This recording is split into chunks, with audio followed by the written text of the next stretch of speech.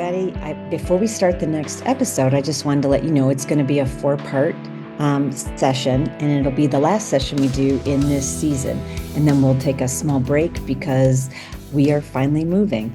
So, and the other thing you need to know is 4 parts is important because purpose, community, and why longevity is more than just living longer is super important to understand. So, what I'd like for you to take into consideration is really mull these 4 sections over. And then as we go forward, it should give you a lot of food for thought. Each section will build on the first. So just realize that. And I want you to also think, okay, so it's the end of the season. What else do you want to know about? And who do you want to hear from? So those things are what I'm giving you as homework in advance of this next session. So enjoy, and here we go with episode 1. So hi, everybody. Welcome back to Aging is Direction. I'm Cathy Clements, your longevity strategist, and I'm so glad you're here today. Whether you're listening while you're walking your dog, driving to work, enjoying your morning coffee, or maybe winding down after a busy day, thank you for spending time with me. And every week, we've been building on one simple idea. Aging isn't something that simply happens to us. It's something we participate in. It's something we influence. It's something we can approach with intention. And over the past several episodes, we've talked about building a stronger body. We've talked about stress, recovery, a lot about sleep and why that's important, how nutrition plays a role, how muscles play a role in really everything anymore with our bodies, how our balance helps us as we age. And definitely last time was about brain health. And each one of those pieces matters a lot. And today, redo that. Each one of those pieces matters a lot. They're all a part of living well in the second half of life. But today, I want to take a step back and ask a much bigger question. Here it is. Why? Why are we working so hard to become healthier? Why are we lifting weights? Why are you trying to sleep better? Why are you paying attention to what you eat? Why are you staying mentally sharp? What is all of that preparation for? Because if the answer is simply, so I can live longer, personally, I don't think that's enough. Today, I want to walk and talk through some of the things that maybe don't show up in a blood test, that you can't measure with a fitness tracker. There's no lab value for it, but I believe it influences every decision we make. It's purpose, community, and connection. And why longevity is about so much more than simply adding years to your life. Get this right. It's about adding life to your years. So, are we asking the wrong questions? I think sometimes we ask the wrong questions. People ask me all the time, Cathy, what's my best exercise that I can do? What's the best supplement that I can take? What's the best diet? Those are great questions, but I think there's even a better one. What kind of life am I trying to build? Because once you answer that question, many of the others become much easier. If it's your goal to simply lose 20 pounds, your motivation comes and it goes, because we've talked about motivation before as well. And if your goal is to hike through the Grand Canyon with your kids or your grandkids, that's completely different. You're setting up timetables and longevity goals to reach that particular outcome. Or if your goal is to travel through Europe with your spouse, again, that's a different response. If your goal is you just want to pick up your grandchildren without hesitation, that's different than just saying you want to live longer. What about if your goal is to volunteer or teach, mentor or explore, garden, paddleboard, pickleball, dance, or simply continue living independently? Suddenly, those workouts have a purpose. Your meals have a purpose.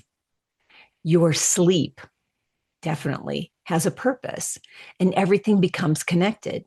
That's why I mean, when I say aging is a direction or is direction, direction starts with knowing where you're trying to go. And if just living longer is where you're trying to go, there's no purpose in that, is there? So let's think about that. The second half is definitely different than the first.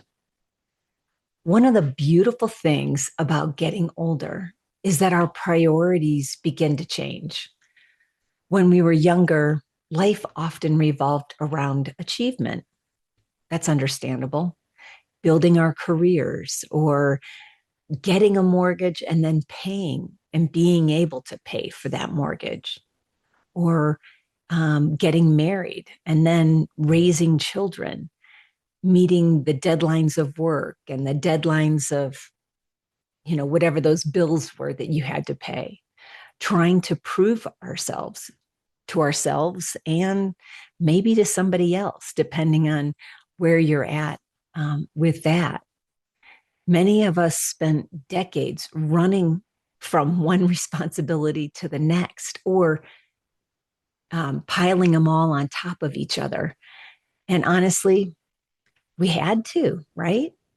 There were other people depending on us, bills to pay, dreams to build, families to care for.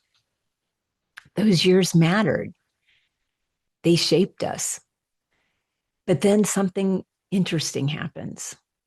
The kids grow up, they move out of the house, retirement begins appearing on the horizon. Some careers wind down, some relationships change. Parents begin needing care in some instances. Friends move away, or you move to do what you're trying to do. Life shifts, right? Many people suddenly find themselves asking a question they never really had time before to think about. Now what? Now what? Not because life is over, quite the opposite. Because for the first time in decades, there's room to choose, room to plan, and not just take on the responsibilities as they come, or the deadlines as they, quickly approach, and deal with them in the immediate because you had to. This is your choice now. It's my choice. So my own journey, like most of you know, I spent much of my adult life in careers built around service. Between my years and career in NCIS and the decades that I've spent in the fitness industry, I spend my time and my life really helping others, and I've thoroughly enjoyed it. And many of you, there were years where when the work came first, you kind of weren't in the mix personally. There were years of responsibility that came first, or there were years when you pushed through fatigue, that what needed to happen had to happen, and you made it happen. And I understand what that feels like, to carry those responsibilities. I also understand what it feels like when your body finally says, okay, we need a different strategy now. This isn't working anymore. And that's one of the reasons this podcast exists, because I've learned something over the years. Strength isn't just about muscles. It's about having the capacity to live the life you're called to live.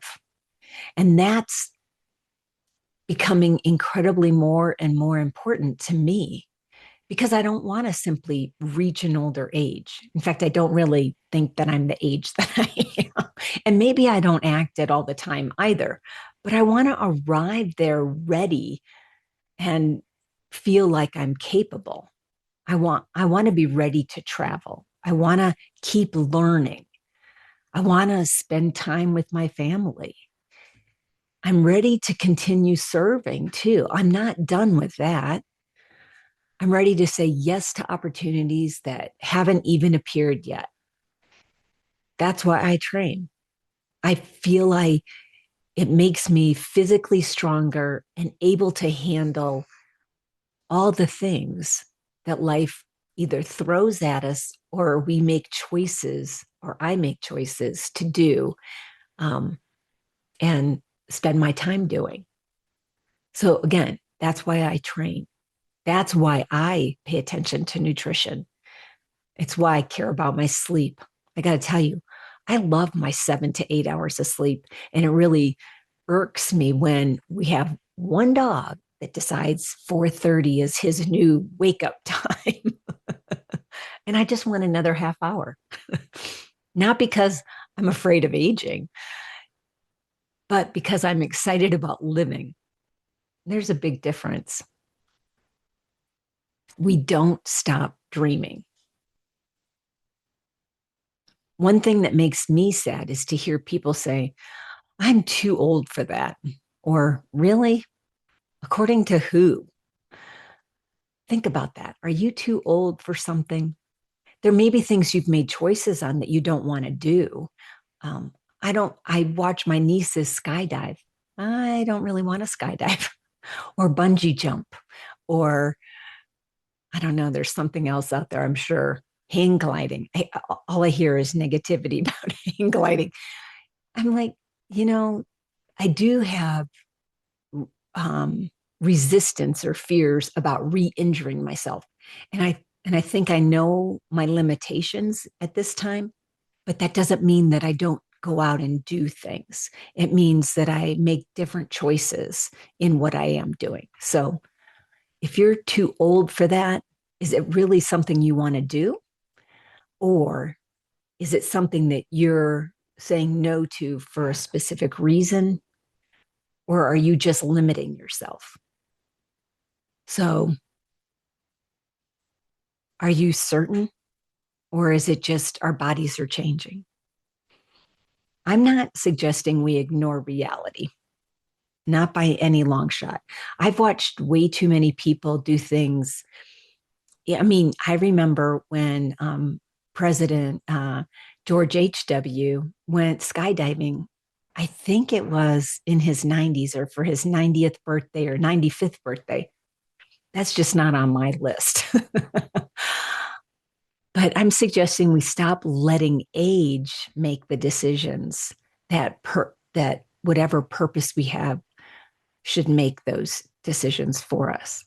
Some of the happiest people I've ever met discover entirely new passions after 50. They've started businesses or learned photography, or they've become volunteers and are completely absorbed by what they've gotten into and absolutely love it. They've started traveling more because they now have the time or the money to do it. They've become mentors for kids. We had neighbors, and one of them would volunteer at the elementary school and tutor children because she enjoyed it.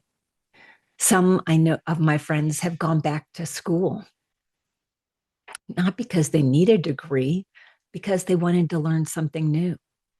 Some simply rediscovered hobbies that they had forgotten that they really enjoyed decades earlier, that they just kind of let fall to the wayside because other things took priorities. Life didn't become smaller. It actually can become richer, not because We were younger then, but because they became intentional.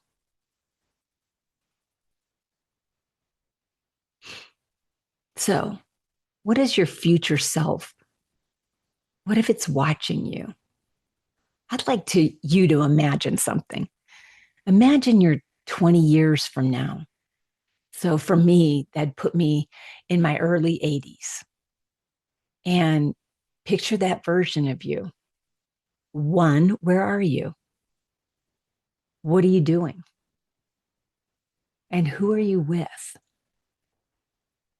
How do you spend your mornings? How early are your mornings? How late are your nights? What makes you smile? Can you actually picture all of those things? I know I can. I have dreams still, things that I want to do, places I want to go. Most of it's spent with my husband. So now imagine that future version of yourself. If you could come back to today, sit down across from that person with a cup of coffee and offer just one piece of advice. What do you think you'd say? Would you tell them, oh, work another 20 years? You got hours in your week. Or would you tell them, spend more time scrolling on your phone? I definitely wouldn't do that. Would you tell them, worry more? It helps you out. Or probably not, right? I think you might say something very different, like take care of your body, spend time with people you love, don't postpone joy, stay curious, keep learning, laugh more, walk more, forgive sooner, protect your peace and your boundaries, invest in your health. Without health, you can't have wealth. And that looks different for everybody. Because I'm living with the results of the choices that I made. So you'd be living with the choices that you're making today. I love that exercise because it reminds me that the decisions we make today are gifts to someone who's eventually the person we're going to become. So, what is a real goal of longevity? When people hear the word longevity, they think often it simply some means living longer, right? Or I don't know. You have to say what it means in your mind. But I don't feel like it's just living longer. Longevity isn't just about the years. It's also about the quality, and it's about what your capability is.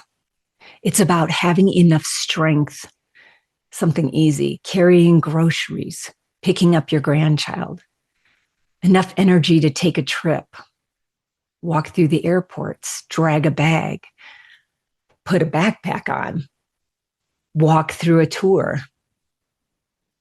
even enough balance to hike a trail on, uneven surfaces. It's enough clarity to remember the conversation that you just had, or at least portions of it. It's enough confidence to say yes when life invites you into something new. To me, that's longevity. It's not simply surviving. It's living fully every decade. It's thriving. So maybe it's time for a different kind of bucket list. Many people have bucket lists. I've never written one down, but I keep hearing about them. Things, and to me, it's just things I want to do. Maybe if I wrote it down, it would, I don't know, it'd be more front thought, a forward thought for me. But there's things I want to do. I just haven't written it down. Places you want to go or things that you want to experience. I love that. But I'd encourage you to build another list too, not just places, but capabilities. Ask yourself, I want to be able to, whatever that is. What is that for you? I want to be able to, for me, it would be, I want to be able to travel. I want to be able to, if I had to, walk up all the stairs of the Eiffel Tower. That would be kind of cool. I know there's an elevator though. Never been that. Okay. So if I have a bucket list, that's something that I want to do. Walk 5 miles comfortably. How about get up from the floor easily? Carry my own luggage. I learned long ago though that even before college, that if I brought it, I had to carry it. I had friends that made me drag my own bags way back then. It didn't matter what kind of group I was in. So I came to the conclusion that everybody had to do that. My children did it. Even at 3, I can remember telling them as we were getting on airplanes, what toys do you want to take? And putting them in their backpack and putting them on their back. If they couldn't carry it, they had to make decisions on, I guess that, I don't know, you might consider me a mean mom, but it was easier not to lose all the toys because they knew where they were. They were in their backpack and they had to limit what they could actually carry on. And plus, they never played with all of them anyway. Do you want to play with your grandkids? Do you want to travel internationally? That's on my list. Do you want to volunteer? Do you want to learn another language? I'm currently doing that. Keeps my brain very active. Some days it's very frustrating, but I'm learning. How about dancing at someone's wedding or riding a bicycle? I really haven't been on a bicycle. Shoot, I want to say in 4 years. I feel like I still have the balance for it, but I haven't ridden a bicycle in a while. Is your goal just to sleep well? I mean, some people don't sleep well. So that could be changing the time you go to bed, changing what you're eating before you go to bed. All sorts of things can happen that affect your sleep. How about laughing more often? That's a good one. Thinking clearly. I like that one. How about, I don't know. There's so many beautiful goals. And here's what's exciting. Many of them are trainable. Not all at once, of course, one decision at a time. So as we finish today's conversation, this whole podcast is going to be broken up into 4 different sections because I think each section is actually very important. But as we finish the conversation today, I'd like you to begin thinking about something. Not your calendar, not your schedule, definitely not your to-do list, because some of you, that's the first thing you're doing when you stick a podcast on is, what else do I have to get done? But what is your purpose? Because purpose gives direction to everything else that we've talked about in this season of episodes. Part 2 of this is going to talk about exploring why purpose isn't just emotionally important, it's biologically important. We'll talk about why people with a clear sense of purpose often experience better health, greater resilience, and deeper sense of fulfillment. We'll also explore one of the biggest transitions many people face after retirement, after the children have left home, or after life changes unexpectedly. Because sometimes the question isn't, what should I do next? Sometimes the question is, who do I want to become next? And I think that's one of the most exciting questions you can ever ask yourself or anyone. I'll see you in part 2.